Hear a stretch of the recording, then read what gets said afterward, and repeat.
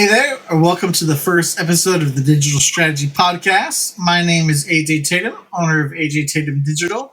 With me is Russ McIntosh with Vision Idea Design. Thank you. Well, thank you. AJ's here to help bring his prerogative on the technical side of things, and I'm here to give us insight on the visual digital flip side. All right. So we decided to start off our first episode with the topic being social media marketing. Now, social media marketing is like a huge umbrella term. It can mean a lot of things to a lot of different people. What does it mean to you? What's your experience been with social media marketing? And kind of give us your take. Well, social media marketing is such a broad term. I personally don't do it for my own company very much, but I help other companies provide content and images or something they use 3 or 4 times a week on their different platforms, whether it's Instagram, LinkedIn, Facebook.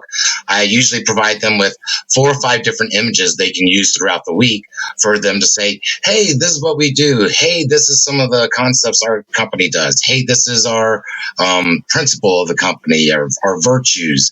And you pop that in on a Monday, or you pop it in on a Wednesday, or you pop it in on a Friday. And it's just content to help build up the visibility of your company, make people aware of who you are. That's what the social media marketing is all about, is to make you in people's faces and make them aware that you're still there and don't forget about me. Hey, I'm still here. Thing. So that's how I kind of view social media, as helping my clients more so than helping myself. Yeah, the other part about social media marketing is engagement with other people in your industry.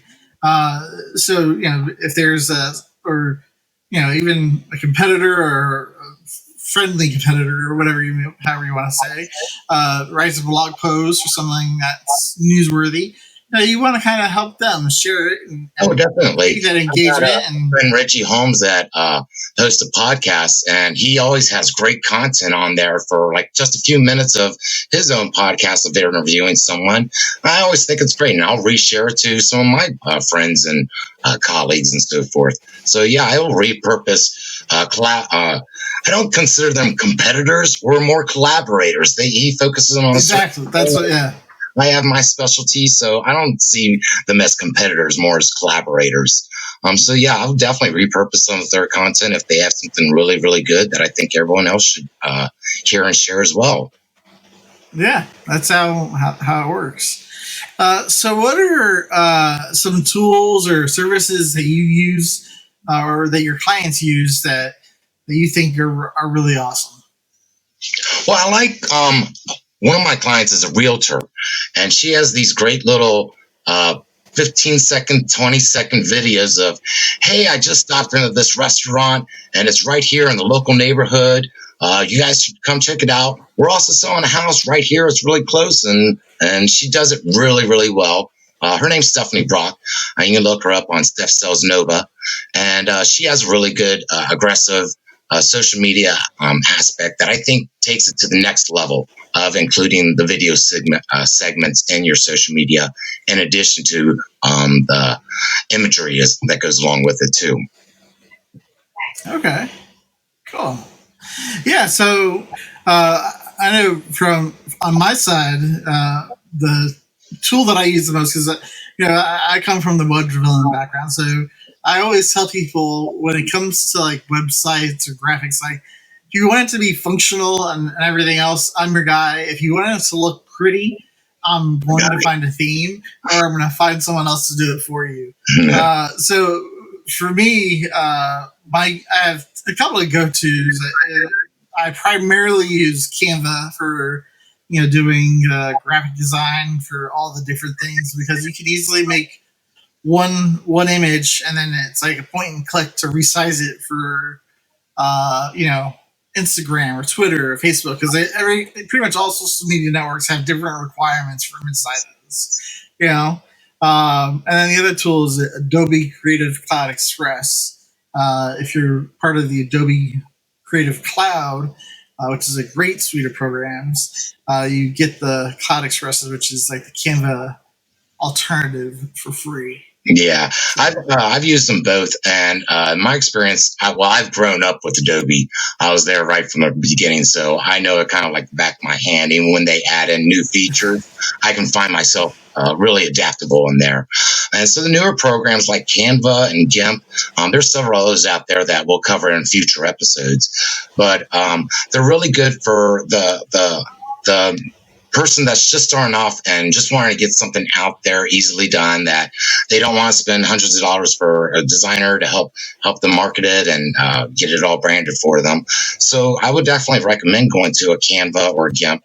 There are free programs out there, and they can help set up little templates that are already pre-existing. You just pop in your text and your information, and you're off and running. And I think it's a great way to help yourself in an affordable way. Yeah, and I know the other. I would say that I'm just dangerous enough with Photoshop and Illustrator to get like some stock imagery off of like Shutterstock or 123rf.com, and then put my logo on it or kind of tweak it a little bit. So both of those are those two websites are where I get a lot of like stock imagery from. So yeah.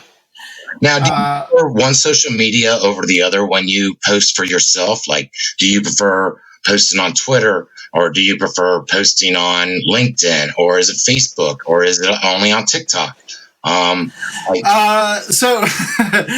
I post. I get the most traction for my statistics when I look at like Google Analytics coming in, traffic wise and everything else.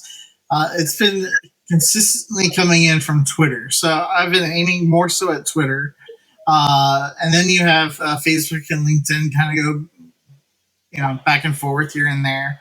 Instagram, I get the least. And I think Instagram is really important for brand awareness.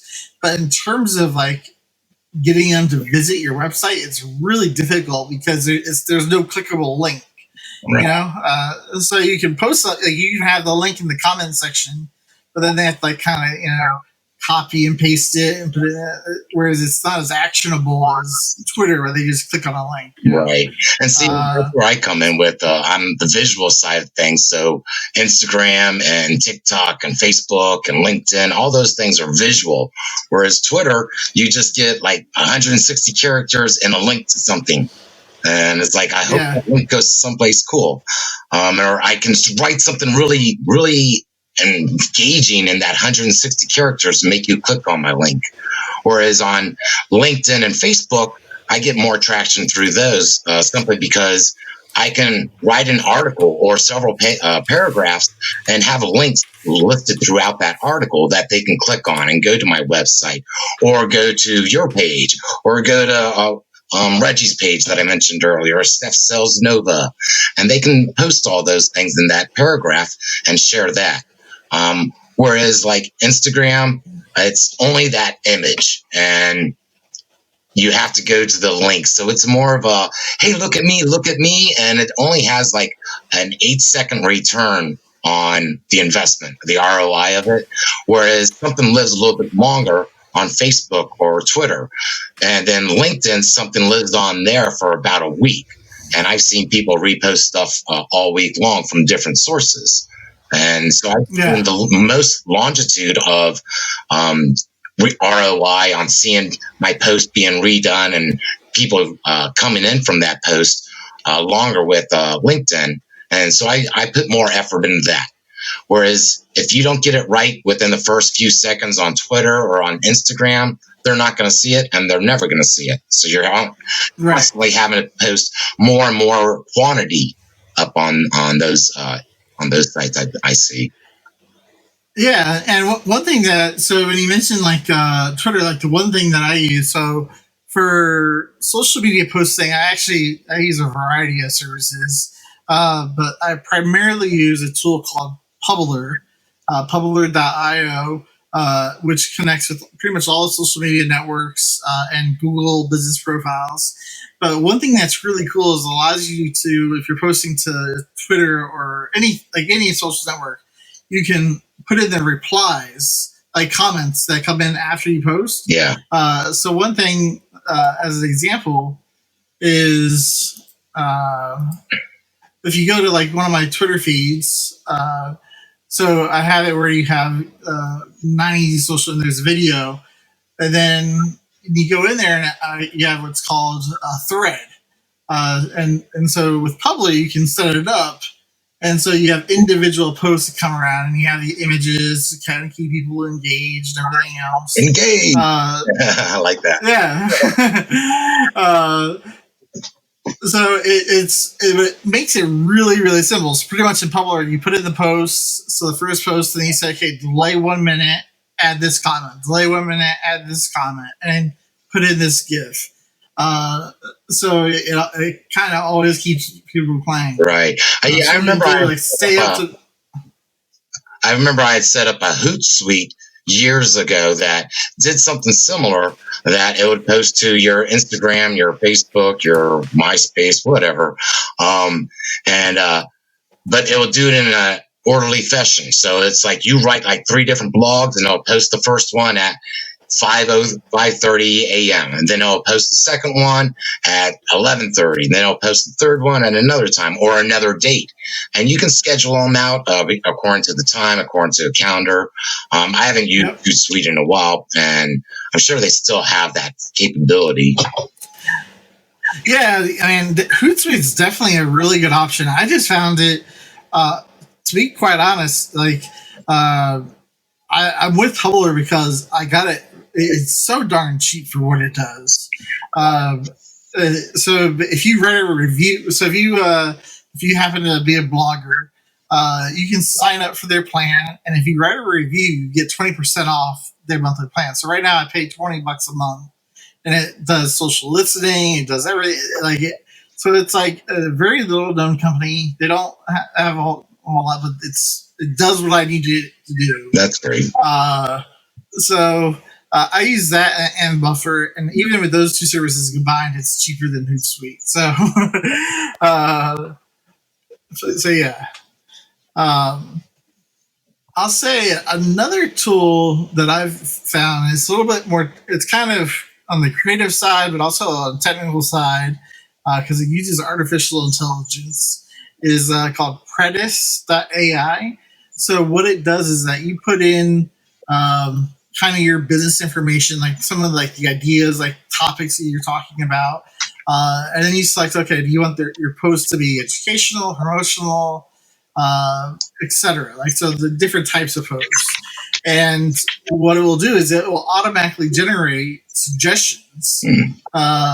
Like, so list posts, like, so if you're just talking about social media marketing, or we're going to talk about this or that, it will come up with the image and everything else. And you can take that and you can either share it directly from Predis.ai, or go to Canva, or make your own graphic, or go to Russ and have him make a graphic. But it will generate the text for you using artificial intelligence. So, like, when you're like thinking about, oh man, I don't know what to write about on my social media networks, it's a really good like backup. Like, okay, I need to come up with something to kind of stay engaged for the week. That's good.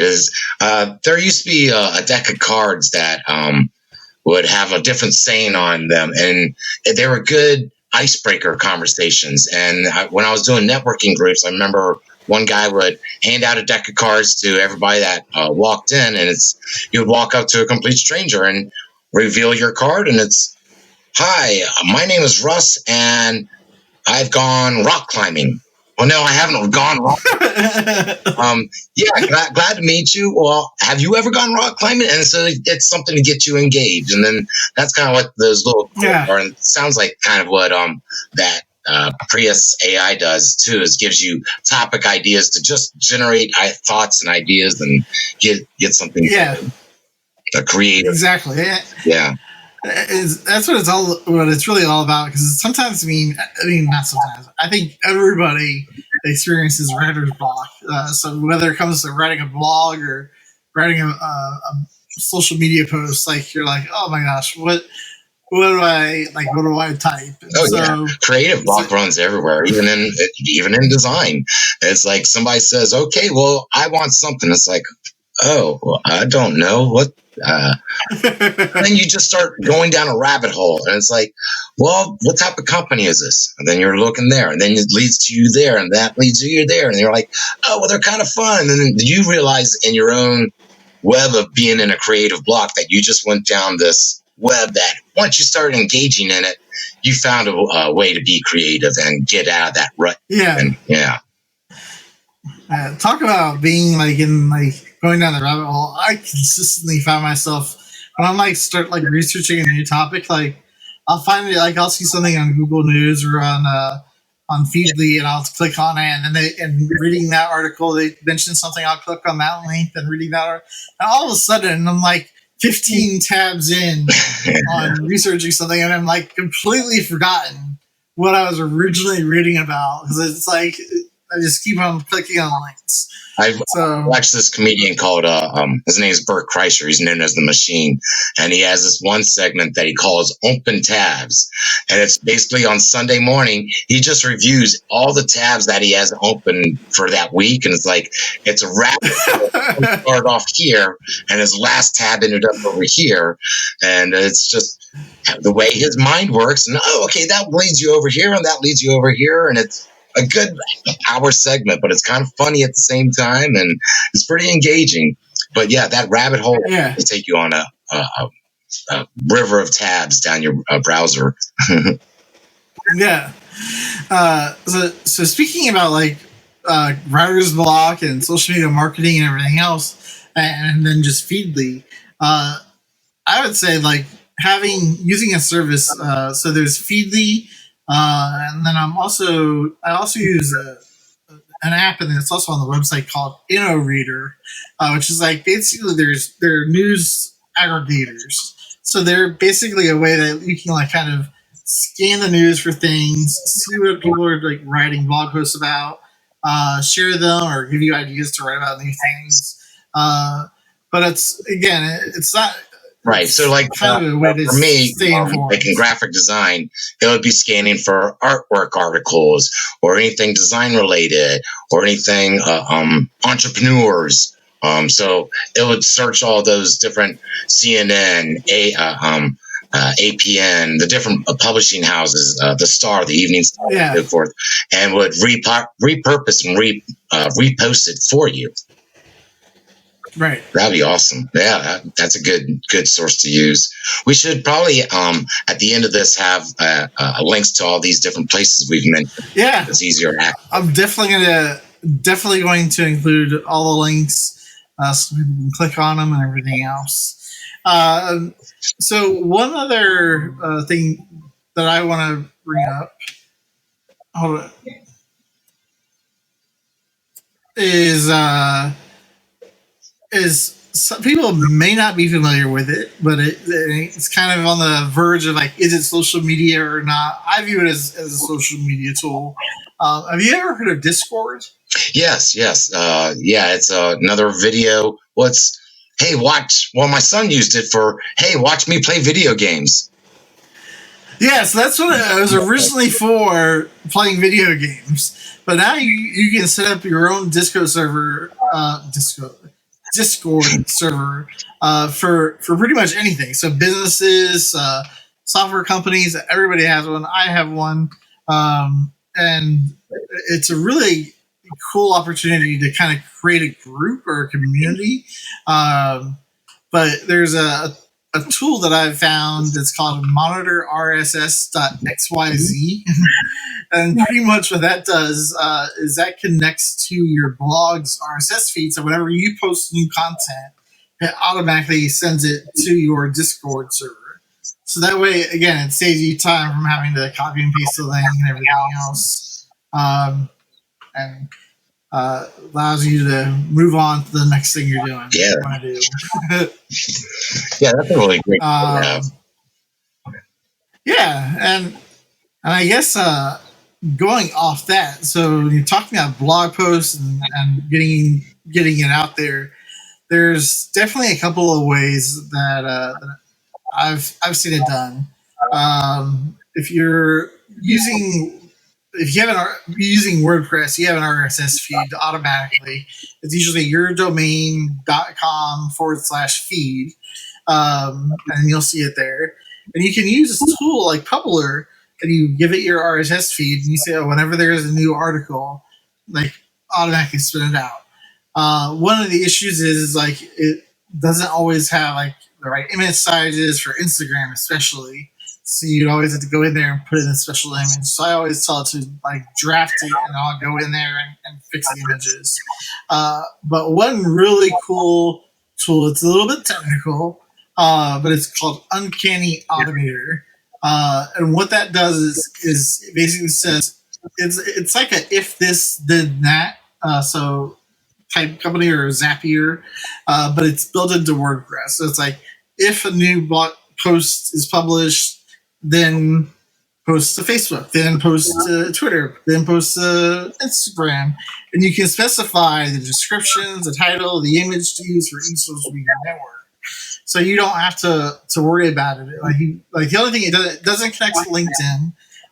There's some technical reasons. LinkedIn makes it very hard to integrate with. But as far as like it can do a lot of the major ones. It does connect with if this then that or IFTT.com. So then you can go to LinkedIn. But it's a really cool plugin. It costs about $150 a year, but for what it's worth, it can do a whole lot more than just auto publishing posts or automating scheduling. But that's for another episode. But it's something you definitely check out. Sounds like it. Well, these are all really great tools. I think we should probably wrap this up and save some of these little tidbits for the next episode. This is really great. I think a lot more social media content we can definitely go over and explore. Like you said, go down the rabbit hole. And I think I want to explore like some of these more of like some of these free apps that are out there for businesses or entrepreneurs, or ones that don't cost as much as some of the other suites and business programs available. Exactly. So that's definitely something I want to talk about, is because there are so many for social media marketing. There's a lot of tools out there. When I first started my own business, I was looking at the Hootsuites and Sprout Socials that were like $100 some odd dollars, and Zapier that starts at $30.